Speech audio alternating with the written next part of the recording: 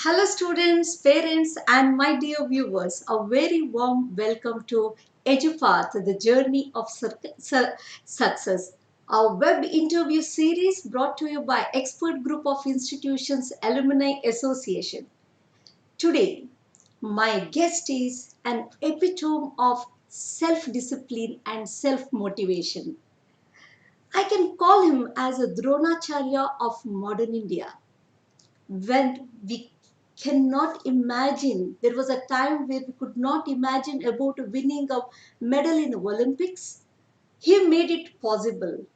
Saina Nehwal, she won bronze in 2012 and PV Sindhu won silver in 2016 Olympics. And both were trained by this great man who is none other than all England champion, Arjuna awardee, Khel Ratna awardee, Dronacharya awardee, Padma Bhushan, Pullela Gopichand. Welcome you to the show, sir. It's a great pleasure meeting you here. Thank you very much. It's a very tough task to introduce a very achiever like you, but I feel I should take a small introduction of yours to our viewers. So let me introduce. From 1996, Pullela Gopichand was the Indian national badminton champion 5 years in a row and clinched silver and bronze for India at the 1998 Commonwealth Games in the men's team and men's singles respectively. Mr. Gopichand's triumph at the prestigious All England Open Badminton Championship in 2001 was the crowning moment of his career. He became the second Indian after one of his mentors, Prakash Podukone, to win this title. After retiring from the game, Gopichandji was named the coach of the Indian national badminton team, kick-starting the second innings of his career. He launched the Gopichand's Badminton Academy in 2008. As it turned out, Pullela Gopichand delivered on that promise just 4 years later by coaching Saina Nehwal, a product of his academy, to the bronze medal at the London 2012 Olympics Games and PV Sindhu the silver medal in Rio 2016 Olympic Games. The Gopichand Badminton Academy, in fact, has become a pipeline for talent in Indian badminton, having produced Shrikanta Kidambi, Parupalli Kashyap, H.S. Pranoy, Sai Praneeth, Samir Verma, and Jwala Gutta, besides the two Olympic medalists within a short span of time. We are extremely happy to have you here, sir. Welcome again to EDUPATH. Thank you very much. Mr. Gopichand, when I was actually seeing your documentary, I saw hoarding outside your academy, which there was a quote, "Champions are not born, they are made." Why I'm asking this question is usually I've seen my students passing on the victory to somebody very easily, saying that, oh, the other person is born talented, born intelligent, so that's why he or she could do better than me. And they just say that, okay, I can't do. Now, what is really the meaning of this quote that champions are not born, they are made? Who makes them? Well, thank you very much, one, for the introduction, ma'am. Truly, this is one of the tougher questions which you've started off with. I think, to be honest, I think there is a certain element of talent or an opening balance, as I would call, which people are born with. But the human potential to grow and excel and the human will to pursue actually makes it possible for many things beyond to actually take place. And that for me is very, very important. I think a lot of people in my life I've seen as an athlete, as a player, as a coach today, talent is not something which is a commodity which is in scarce. We find talent. It's not so difficult to find talent. But the ability to utilize that talent, the ability to go inside and dig deep inside and have the emotional push, the grit, the quality to consistently work over time, especially when the chips are down and when there's failure happening repeatedly. I think that is the quality which I would really think what differentiate normal people from champions. The people who are able to put their emotion to the side and keep working, the people who put down small failures to the side, the people who take every day as a challenge, the people who love the work ethic and the process of making champions or the process of doing the sport or their activity are the ones who are eventually going to be champions. So in my life, I've seen many, many talented athletes or players. It doesn't excite me to see somebody who's talent because I've seen a lot of talent come and go. But actually, when that talent becomes grit, I think that is when exceptional performances do happen.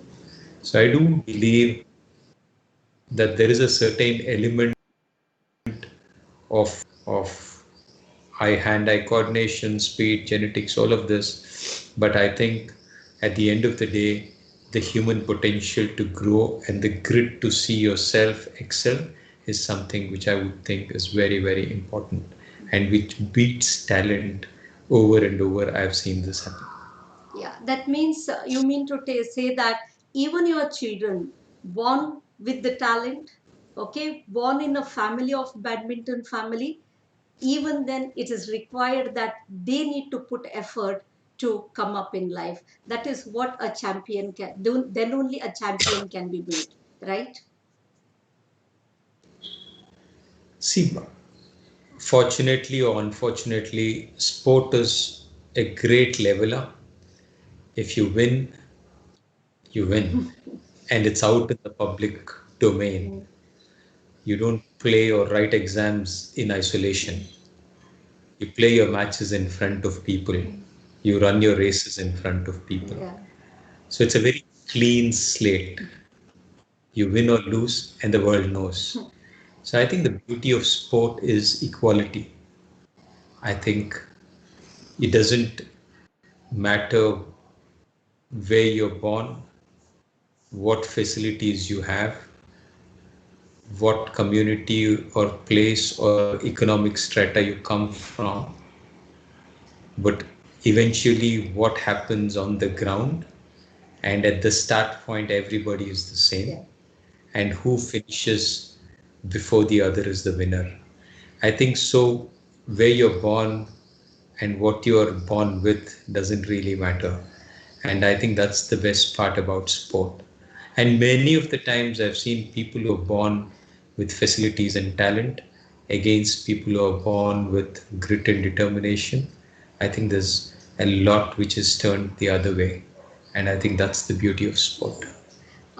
Mr. Gopichand, dreams are something which we have ample in our country. But to make this dream come true, what is that one has to sacrifice? Honestly, for me, it's been what 35, 36 years in sport. Since the time started playing till now, I've dreamt big dreams. I've dreamt about working hard most of the time. It's not necessarily the wins which have been dreamt about, but the very effort you put in training. You dream about the discipline. You dream about the process. I think that is what has been the biggest success in my journey. It's not necessarily um, dreaming about your goals, but dreaming about getting up the next day and achieving a target which is outside your comfort zone and doing it over and over again. So when you go to work, either you work with a passion, the word in Telugu is kasi. It's like I don't know a Telugu, I don't know a English equivalent of it. But either you work with that I I want to prove it to the other guy that I'm better than him, um, or you work with joy. And between these two emotions, you oscillate in your attitude towards work. So you get up in the morning and say, I need to prove that I'm better, or I will do this because I enjoy. Although I would prefer in the long run to actually have an attitude of enjoyment towards work. Okay. But there is certain point when people throw negativity at you, people throw doubt at you, is where you can take that doubt and say that I need to prove to them that I'm better than them. I think whatever way you work is fine, but I think we need to be smart enough that we figure a way of working. If people tell us good things, you take that as a motivation. If people tell us bad things, we take it as a motivation to ensure that we prove a point that we're going to do this no matter what. I think that's what would be very, very important from a work ethic perspective. What you are now as a Mr. Gopichand, you were not that always you were Mr. Gopichand. Once upon a time, a small boy Gopi maybe. So, is there any incident that where you felt that yes, I need to prove? There is any shift in the in your life where you change your perspective towards a game or towards winning or towards success or towards your life? Many a times, ma'am.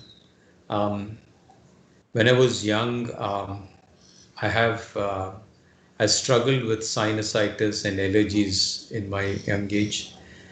So we had our nationals in Chennai, and back then it was Madras, and I lost because the humid weather didn't suit me. And we would have one tournament or one nationals in a year. The next year we had the nationals in Calcutta, and again the humid weather didn't suit me, so lost one more nationals. And in between, um, there was so much of overage badminton happening when I was growing up that I lost a lot of times because just there were kids who were just age fraud playing who are overage in that age group that I was losing all tournaments. The unfortunate reality was that as a Telugu family, with my brother going to IIT, everybody expected us or me also to take that route of engineering. And I was still pursuing, wanting, not wanting, but at least doing maths, physics, and chemistry in my 11th and 12th. And when I wrote my exams, it was like you're writing to become an engineer. So luckily, I failed that exam, and I was given a year to prove that I was good. And my parents said, if you win at the national level, and if you do something, because back then Andhra Pradesh was not really a big badminton state. So we never won or we never had any national champions from Andhra Pradesh. So they said, if you win, you can continue playing. Otherwise, we will probably pay donation in some college and send you to study in that college. So that is one. The second time was when I was about 20, I had an anterior cruciate ligament tear on my left knee. Nobody before me had actually recovered from an ACL tear of that nature. And many people would say, "Ye langda zindagi bar nahi khel paye." So I had to make it a prove a point that I would win. The third instance which I can remember was in the year 91 when we all went as a team to play the Malaysian Open. The entire team had lost on the first day, and we were there singing the praises of the Chinese, Indonesians, Malaysians, Koreans, and everybody in the team said that we Indians can't win at this level because we don't have those facilities. I was the youngest of the group, and I said, "मैं जीत के दिखाऊंगा," and everybody pounced on me to say that बच्चा है, ज़्यादा उछक रहा है, जल्दी सीख जाएगा. But truly, I walked out of that room saying that मैं जीत के दिखाऊंगा, and I think if I'm proud of something, it's the fact that I had the kid in me alive, and that is what was very important. So I think multiple times, and when I was coaching, the first article which came in one of the most leading newspapers was how good players have never been good coaches, and so I had to prove myself again. So I think over and over again, people have said that Indians can't win medals at the world stage, and Indian women are not strong enough.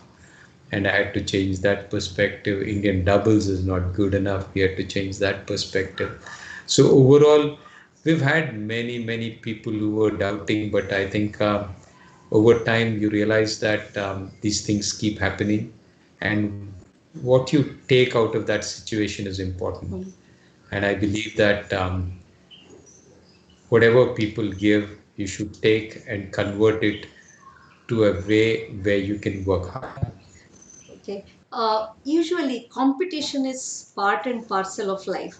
But what will happen is children, they are scared of sometimes, like whenever you're, as you were talking about IIT. Okay, so children who are our students are actually aspirants of mostly NEET and JEE. So we feel that students sometimes lose hopes very fast. But in sports, we see that as you speak, multiple injuries, multiple times surgery, irrespective of that, you have a spirit to win or at least to move forward. What is this sportsman spirit which will keep you going? From where you get this motivation? I think one is there's a lot more we learn out of failure than actually success. I think to actually dwell deep into the process is something which we need to do. I think, as I've mentioned, I think we've been too goal oriented, and we need to reverse that to becoming more process oriented. I think every failure, every success, I think should make us look back at the process which has happened and ensure that we keep refining the process over and over again. So I think for us, for all of the kids, I think to see failure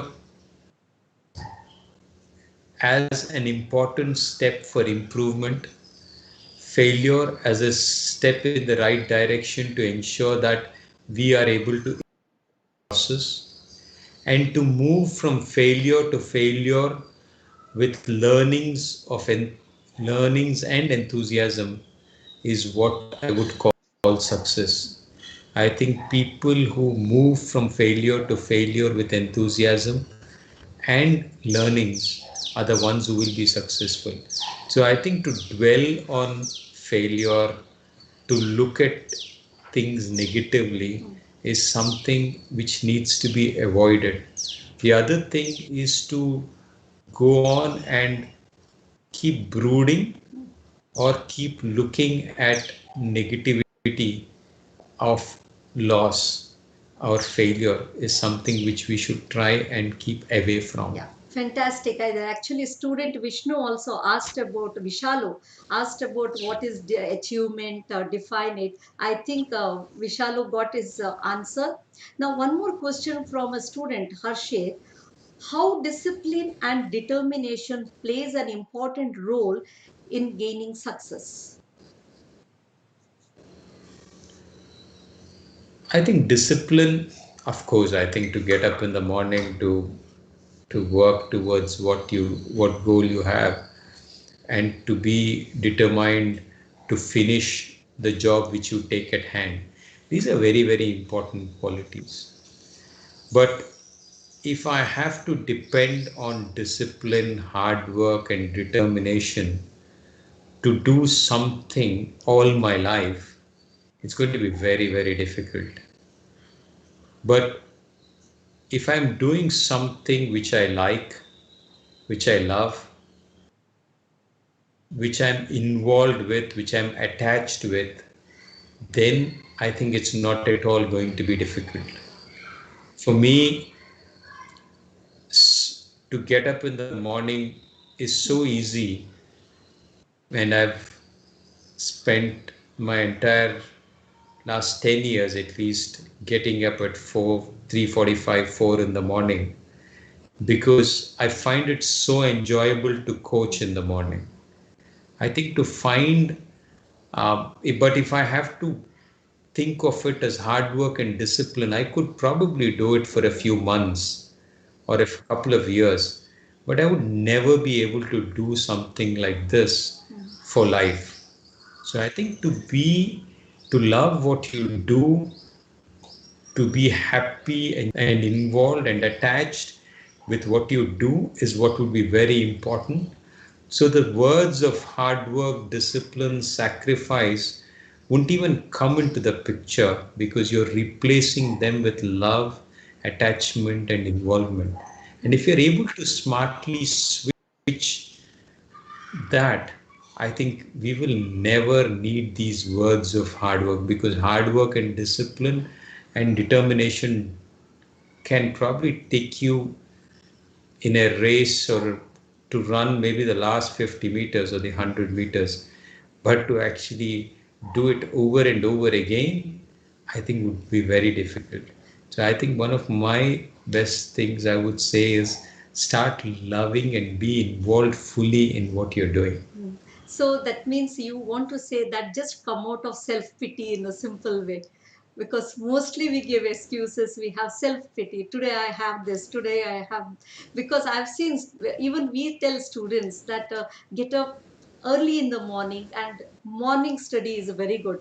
Then they give 100 reasons why they can't get up in the early morning. So, and they ask me again and again, why can't we study at night? Oh, how it is different? This is the common question. So I want to ask you, correct, as Mr. Gopichand, you like to have disciplined life and you get up in the morning. What about your students, even those small kids who come there at 4 o'clock in the morning every day? Because morning is a very tough time for children to get up. So as you said, 1 or 2 days it's okay, every day they come there. So what is that in the morning, whether you will come in their dream and say that, hello, get up?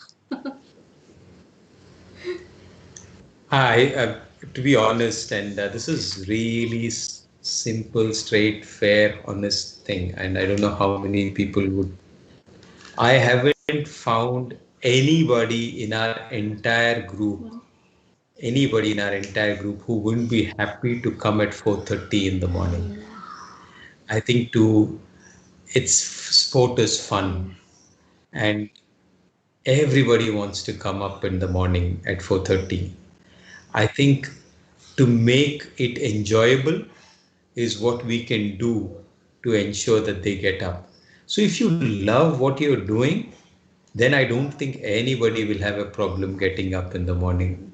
But I'm sure all the students, if I were to tell them that you get up in the morning at 7 and study for an hour, they probably would crib and cry.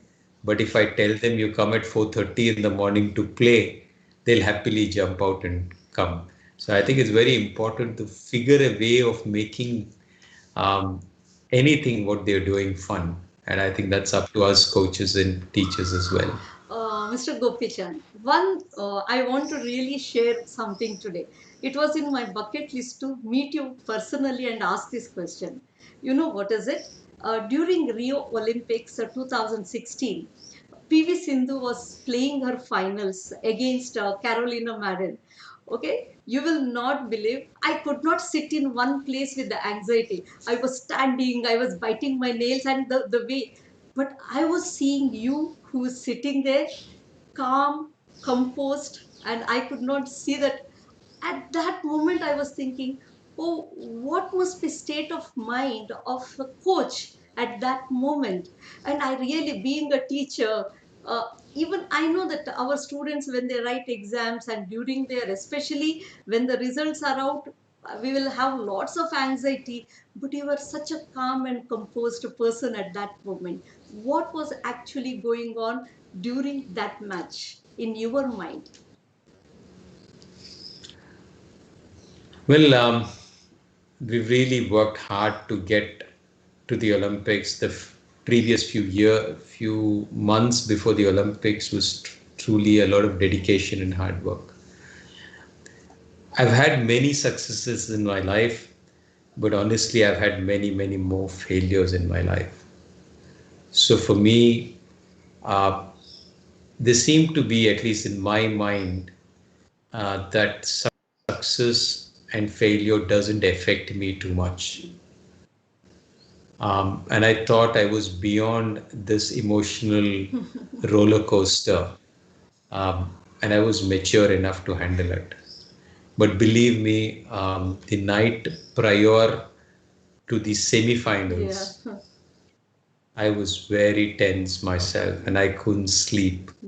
So at 2:30 in the night, 3 in the night, I actually went through tons of matches of Okuhara before the semi-finals. I was going through a lot of video recordings and analysis and sitting down and jotting down points, but I just couldn't sleep at all that night. And I was roaming in the village, the Olympic village, almost 3 to 4 times over and over on a 3 kilometer campus continuously. And I probably would have walked some 10 or 12 kilometers that night between 12 and 3. And it was something I thought was too much to handle. So I was very, very tense. But having won the semifinals and assured of a medal, I was a lot more relaxed.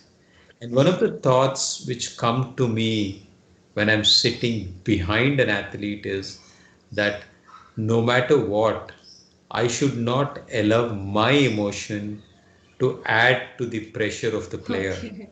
So I think my body language and my expressions and my actions should result in calmness to the player and not excite and mix another emotion of fear or anxiety to the player at that point. So consciously, there's in my mind, I'm toning down so that we are relaxed at that point of time. Beautiful. Maybe this is the takeaway of this program for many teachers and the coaches out there who are watching us. Sir, one student called Aryan Rajat, he is asking how to get selected in your badminton academy. What is the best age to start receiving training? Badminton as a sport is what is called early initiation. So I think players should try and play sport maybe at an age of 7, 6, 7, 8, 9. That's the age where they should start off. And by the time they're 12 or 13, they should have played some amount of all-round strokes. I started playing when I was 11, but that was a different time and age. But today, the level of badminton of junior players across the country is quite high. So I would really urge people to put their kids in badminton or themselves starting badminton to start off early, and that really helps.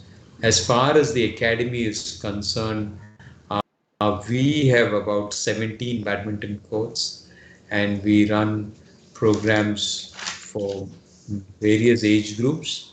But at the moment, we don't have any admissions for people who are new on the circuit.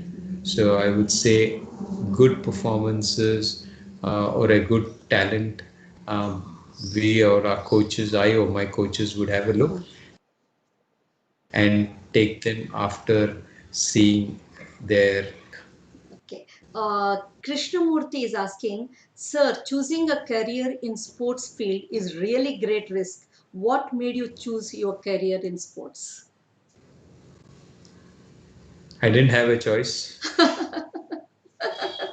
I didn't have a choice. I was lucky. I wasn't good in. I was good in studies. I was maybe about 85% in my 10.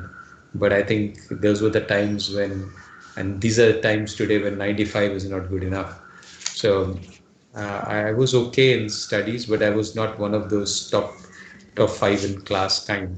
So luckily for me, my sporting excellence was better than my play by studying prowess. So I was lucky that I was able to play sport, and I got admission because of sports quota in my school. So the school encouraged me, the college encouraged me, and when I was 18 or when I went to college, I played my first international, and then on, I got my first job in Tata Steel. So I was like, I didn't think too much. Um, I flowed with it, and luckily my parents really supported me, and that's what really helped me. Yeah. You are the winner of many nationals, international. You have records as a player, as well as you coach so many children, as well as all celebrity players now. But we salute your both the roles as a player as well as a coach. But you as a Gopi, which is the one you, I mean, actually enjoyed the most, as a player or as a coach? To be honest, I've enjoyed both. The life of a player is one of the best you can have because, of course, there is the status, there is the um, people adore you, but I think more importantly, it's one of the most focused lives you can have because whether what you eat, what you do is guided by one single principle, which is it good for my game? Will it make me a better player? So I think whether it's spending time outside or whether it's eating or whether it's thinking, everything is against one single question. So the life of an athlete is one of the most focused you can have, and development and all is so very easy. I love the coaching bit of my role as a coach, but the administrative bit, the struggles of having to manage star athletes, the struggles of having to manage an ecosystem which is not in my control all through, the struggles of our country's lack of sporting Correct. culture and knowledge makes an otherwise great job a little tough to do. But of course, if there's any job next to that of being a player, it's that of a coach. And to actually see your players achieve what you have not achieved or what their true potential is when they achieve, I think gives you immense or great satisfaction, which is just outside the next thing to you winning is your student winning. Yeah. So when you are talking about you winning is your student winning, have you played any match against your students? I do play, even now I play.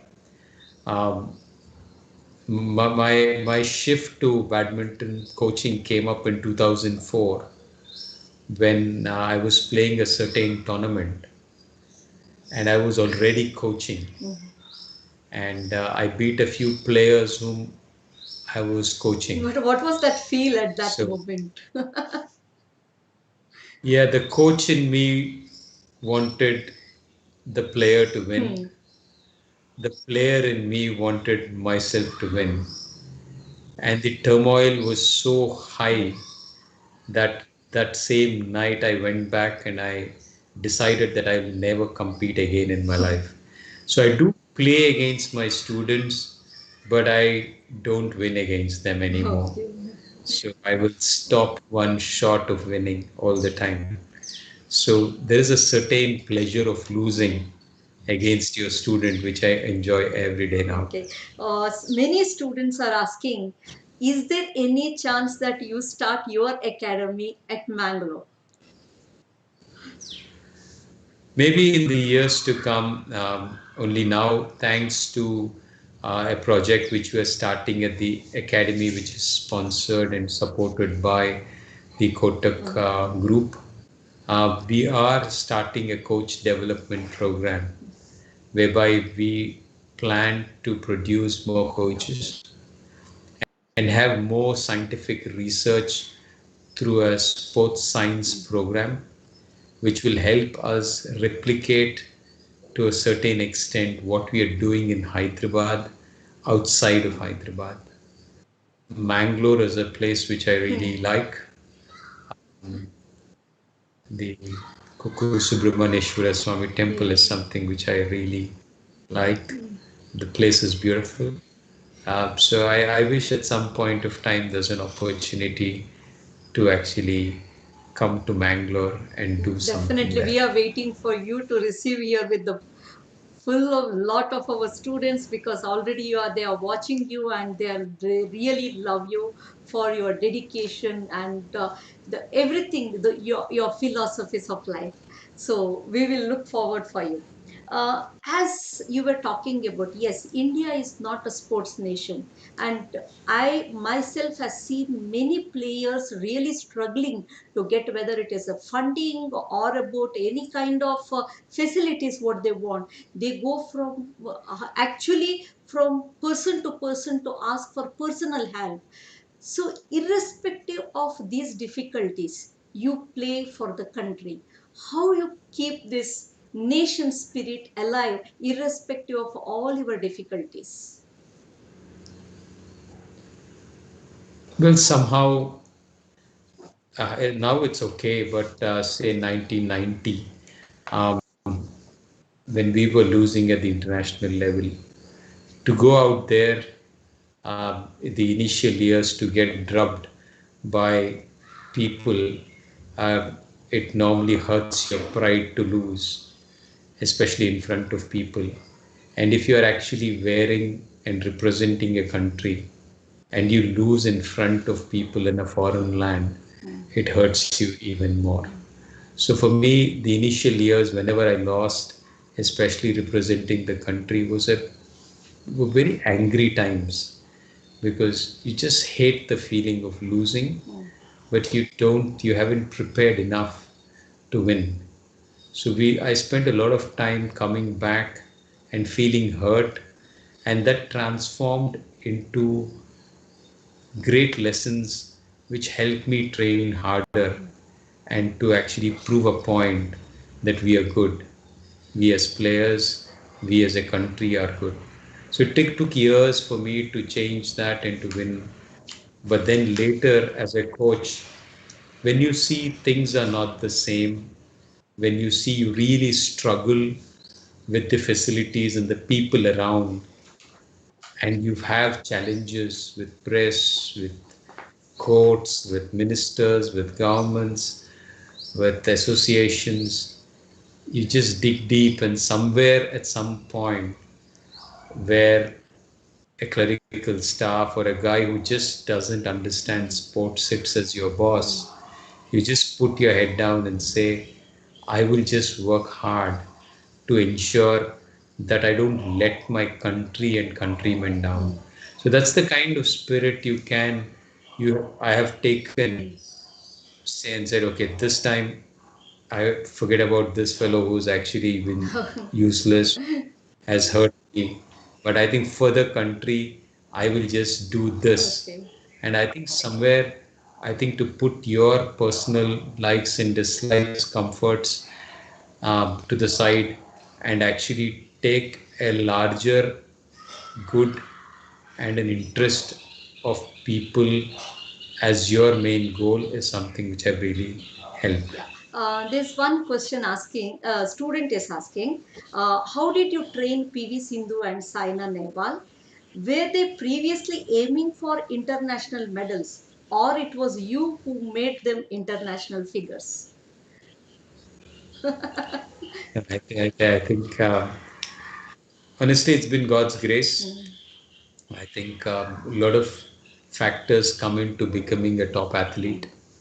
Of course, their build, their strength, their grit, their effort which they put in, and of course, I was lucky that I had finished playing sport around that time.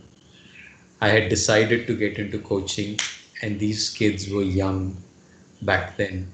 So I think for them, whatever I said was like gospel truth for them. So they believed it blindly because back then the belief was that Indian women were not strong enough to win at the international level. And to have Saina, when I told her that you're good enough to win, to believe that against the preconditioning was very, very important. And I think to be smart enough to take my word is the nature or quality of a champion. And once Saina won, then Sindhu actually had somebody in front whom she could emulate. So I think it's infectious. And today there's a lot more women in the country who believe that they can actually become top class players at the world level. So it's something which we're really happy about. Yeah. Sir, as you said, you're busy and you need to go on one more call at 5:45. Definitely 3 more minutes. I will leave you on time. So just quickly, I have seen children going Monday badminton, Tuesday somewhere else, Thursday, Wednesday music, other day dance, one more day skating, and on Sunday nothing. Eat, go out, pizza, and watch TV, and that is a day it's relaxed. Is this the formula will work out to be successful? What do you have to say for this? I think playing multiple sport has a certain value. I wouldn't, but to actually want to do new things every day and to not fix on something is also a problem. So I don't mind if people are playing multiple sport because from a scientific perspective it helps at a young age to play different sports from a learning perspective. But to actually just change over just because my friends are going here or I don't like the coach there, I think there is a problem there. So I think you have to be a lot more solid. So I would urge parents to take kids to do sport maybe, but not to the will and wish of the student. That's something. The other thing which I would really want to urge people is it's proven scientifically that playing sport enhances your mental ability. So physical activity enhances it, whether it's dance or music, whether it's sport or fitness. I think just playing sport, especially before your studying period, actually helps you be smarter because neurons are built because of physical activity. So, for you to be smarter, it is important for you to play or do something physically.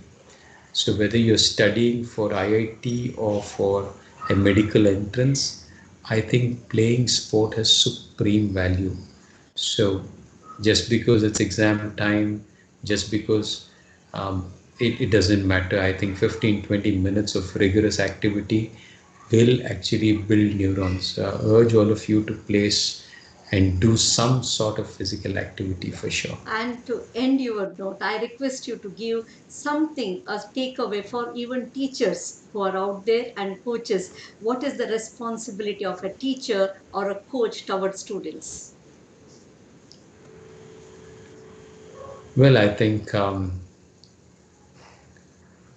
for us, for me, in my life and journey, I've been able to produce some great results, thanks to God for the grace and blessings. But one of the only reasons which I think I've been able successful, not because I was smarter, but because I owned the players. I felt a strong sense of belonging to the players. I think that is very, very important. Today, there is knowledge available if we want it from various people, from various sources, and it's not a problem to find knowledge what is required. But to actually have the motivation to help is what is important. When you believe that the student is your own, I think it's very, very important. And the most important thing I've learned is that kids don't listen to you, they see what you do. I think to live that life which is exemplary is very, very important. And as teachers and coaches, we don't have an option to have a black mark in our portfolio or our character. I think it's very, very important to stay pure, and we don't have a chance to make a mistake. So I think we need to guard ourselves and be pure and help. If we see a mistake, we should say it. Of course, the one principle which I always follow is ignore the mistake and move on and refine the process. And I think that would be very, very important. Thank you so much. It was great talking to you. I feel that one or the other day you will come personally and speak personally to our campus and speak to our students. And thank you so much for being here in our show. Thank you very Thank much, you. ma'am. So nice. Thank you. Dear viewers, many of them asked me, why a sports person in your show? Because expert is known for academics and people think that there's no sports. Of course, we have now in Valachil campus, we have a beautiful ground and people do children play also. But definitely it's not sports academy. So I feel like this.